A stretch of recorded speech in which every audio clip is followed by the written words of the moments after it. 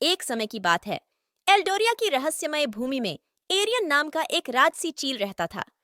Ariane कोई साधारण चील नहीं था। उसके पास एक उपहार था। उसकी आंखें एक अलौकिक चमक से चमक रही थीं और उसके पंख ब्रह्मांड के रहस्यों को समेटे हुए लग रहे थे।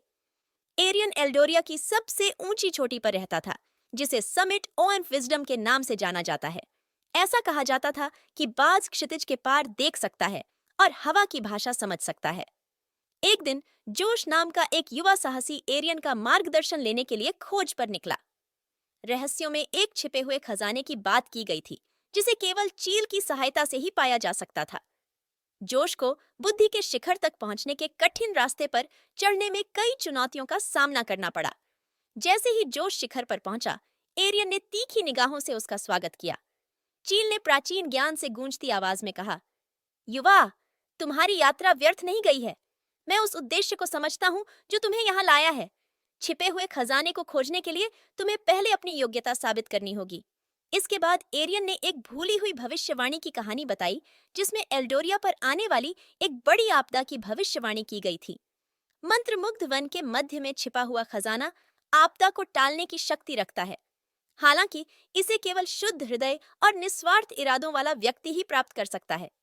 अपनी मातृभूमि को बचाने के लिए दृढ़ संकल्पित जोश ने मंत्रमुग्ध वन में एक नई खोज शुरू की।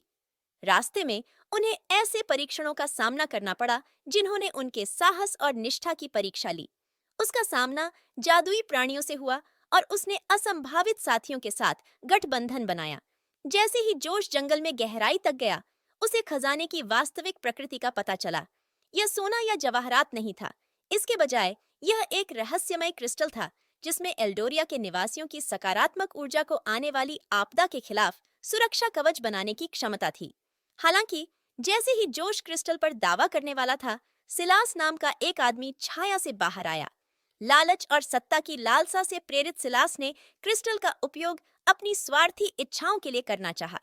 जोश और सिलास के बीच एक भयंकर युद्ध शुरू हुआ, जिसकी गूंज मंत्रमुग्ध वन में सुनाई दी। ऊपर से देख रहे एरियन ने संघर्ष को देखा और सामने आई सच्ची परीक्षा को समझा। एरियन आसमान से उतरा। उसके पंख रोशनी से जगमगा रहे थे। घटनाओं के एक आश्चर्यजनक मोड़ में एरियन ने सिलास को मार गिराया और क्रिस्टल को ले लिया। जैसे ही क्रिस्टल की शक्ति बढ़ी, एक शानदार रोशनी ने जंगल को घेर लिया, जिससे एक ढाल बन गई जिसने न केवल एल्डोरिया की रक्षा की, बल्कि सिलास को मुक्ति के प्राणी में बदल दिया। एरियन परिणाम से संतुष्ट होकर बुद्धि के शिखर सम्मेलन में वापस आ गया।